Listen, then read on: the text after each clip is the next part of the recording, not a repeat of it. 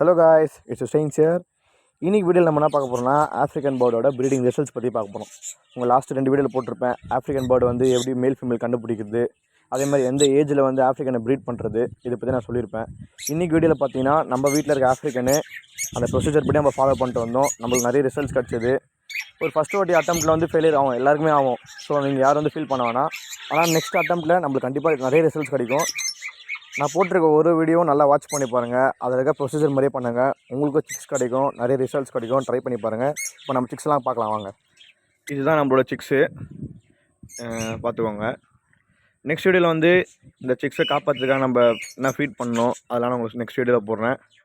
இதுவும் நம்ம சிக்ஸ் தான், இப்போ கொஞ்சம் வளர்ந்துட்டாங்க. உங்களுக்கு எதனா டவுட் இருந்துச்சுன்னா கமெண்ட் பண்ணுங்கள், வீடியோவை ஷேர் பண்ணுங்கள். Thank you guys.